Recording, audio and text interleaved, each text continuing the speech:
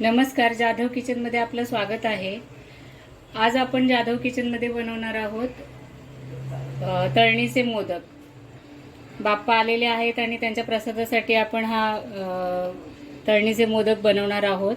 तर त्याच्यासाठी आपण हे साहित्य घेतलेलं आहे। ओल्या नारळाचं किसून घेतलेलं आहे हे चव। त्याच्यानंतर हे गूळ आहे, ड्रायफ्रूट्स आहेत आणि वेलची पावडर आहे। ड्रायफ्रूट्स आहेत ते ऑप्शनल आहेत, आपल्याला पाहिजे तर आपण टाकू शकतो। तर ही रेसिपी कशी करायची ते आपण आता पाहूयात। त्याच्यामध्ये आपण 2 चमचे घी टाकलेलं आहे। आता त्याच्यामध्ये पहिले आपण ड्रायफ्रूट्स आहेत ते रोस्ट करणार आहोत।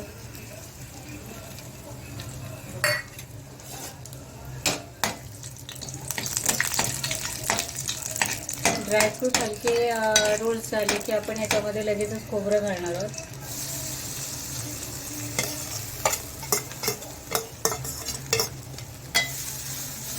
आणि हे व्यवस्थित घी मध्ये परतवून घेणार आहोत आपण हे।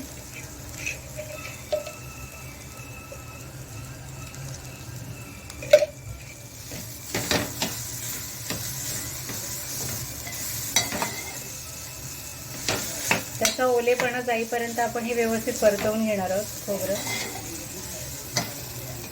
सारणासाठी।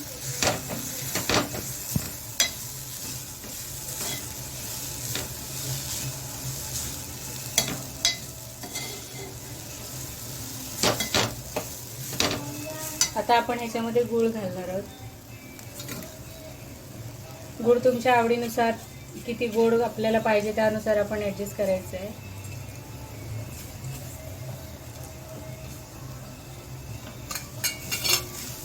आणि हे व्यवस्थित त्या गुळामध्ये मिश्रण परतवून घ्यायचं आहे।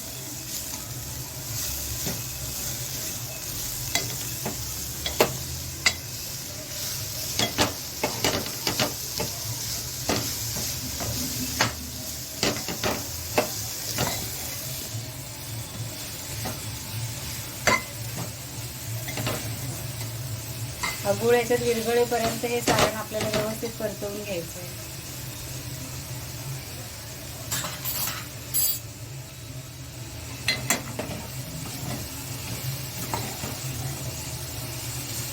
हे सारण आपण व्यवस्थित याच्यामध्ये परतवून घेऊया।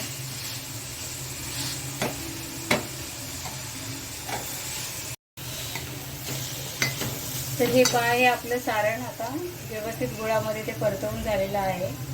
आणि आता आपण याच्यामध्ये घालणार आहोत वेलची पावडर।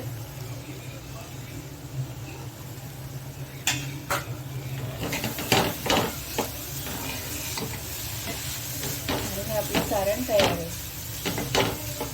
आता आपण गॅस बंद करून घेऊया। आणि आता याच्यासाठी आपण हे थंड होईपर्यंत पीठ मळून घेऊया।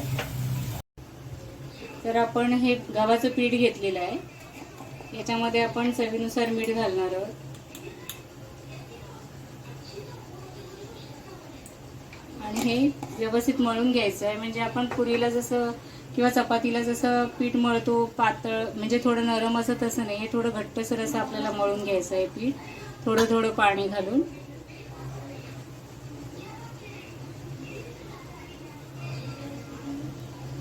जास्त एकदम मऊ असं करायचं नाहीये हे पीठ आपल्याला।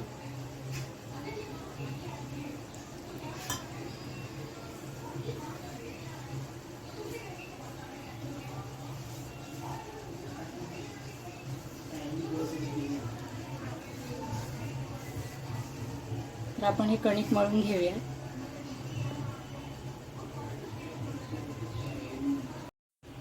तर हे पहा, हे आपलं पीठ मळून झालेलं आहे।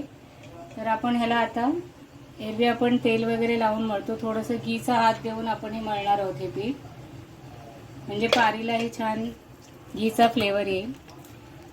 आणि हे पीठ बघा, जास्त पातळ म्हणजे मऊ केलेलं नाही आहे, असं थोडं कडक आहे हे पीठ। आता हे पीठ आपण एक 10 मिनिटं मुरण्यासाठी ठेवून देऊया, 10-15 मिनिटं। आणि मग आपण याचे मोदक बनवणार आहोत। हे झाकून ठेवून देऊयात आपण। तर हे बघा, आपल्या पिठाला 10-15 मिनिटं म्हणजे 15-1 मिनिटं झालेली आहेत। हे पीठ व्यवस्थित मुरलेलं आहे। आता आपण ह्याची चपाती लाटून घ्यायची आहे आणि पुरीप्रमाणे ह्याला गोल असं कापून घ्यायचं आहे आणि मग त्याच्यापासून आपण मोदक करणार आहोत। तर हे पहा, ही आपण चपाती लाटून घेतलेली आहे.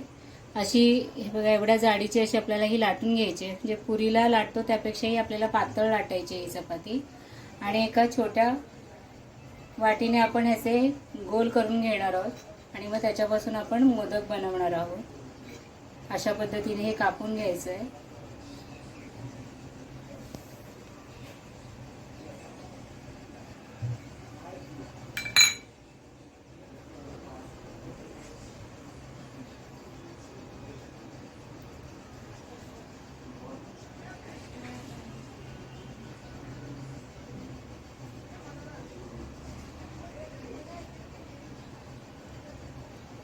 तर हे आपण असं कापून घेतलेलं आहे. आता ह्याच्यातून आपण मोदक बनवणार आहोत. तर हे हातावर घेतलंय मी असं पुरीचा एक हा भाग. त्याच्यामध्ये आपण सारण टाकलंय, हे बघा. आणि जसं आपण तांदळाच्या पिठाचे मोदक बनवतो उकडीचे, त्याप्रमाणे हे बघा, याला कळ्या द्यायच्या आहेत. अशा कळ्या पाडून घ्यायच्या आहेत.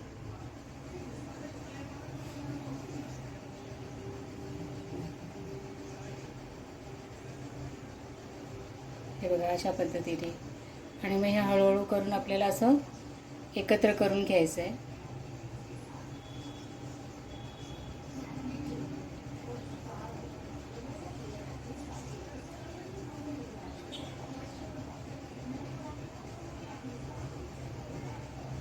हे बघा, अशा पद्धतीने.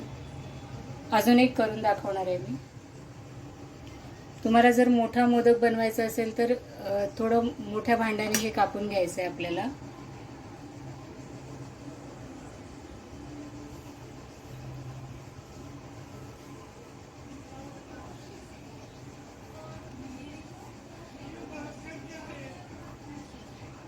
हे बघा, अशा पद्धतीने पटापट होतात हे.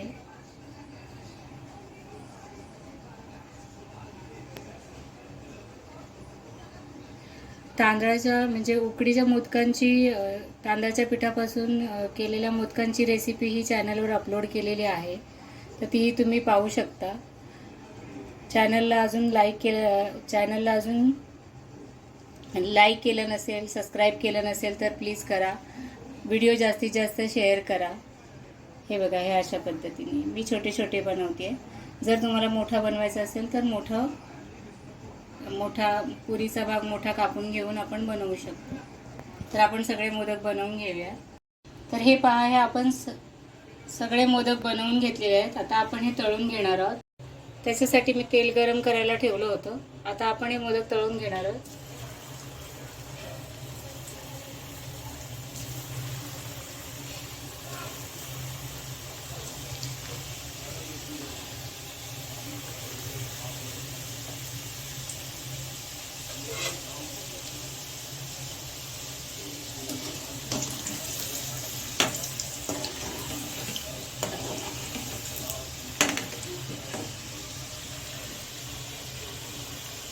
बघा, अशा पद्धतीने हे व्यवस्थित आपण तळून घ्यायचे सगळीकडून.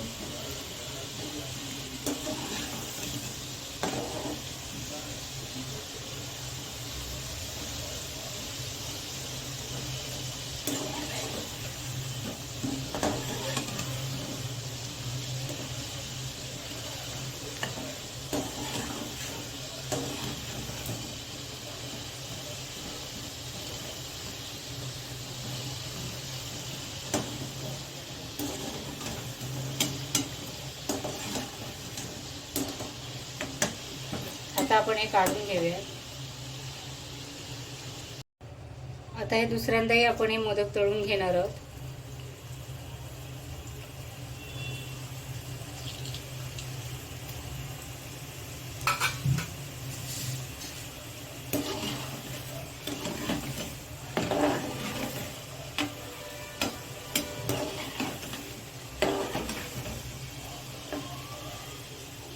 व्यवस्थित असे आपण हे मोदक तळून घ्यायचे. पटकन होतात हे मोदक, जास्त वेळ लागत नाही. जसं आपण उकड वगैरे काढून मोदक बनवतो त्याच्यासाठी वेळ लागतो, उकडीसाठी वगैरे. तसे यांना वेळ लागत नाही. एक चपातीप्रमाणे थोडं घट्टसर पीठ मळून आपण हे मोदक पटापट नैवेद्यासाठी करू शकतो. तर आता आपण हे तळून घेऊया. तर हे पहा, हे आपले सगळे मोदक तळून तयार आहेत. तर हे अशा पद्धतीने ही रेसिपी बनलेली आहे. माझी ही रेसिपी तुम्हाला आवडली तर ही नक्की एकदा ट्राय करून पहा. चॅनलला लाईक करा, जास्तीत जास्त शेअर करा आणि सबस्क्राईब करायला विसरू नका. तर पुन्हा भेटूया जाधव किचनमध्ये अशाच एका नवीन रेसिपीसोबत. थँक्यू.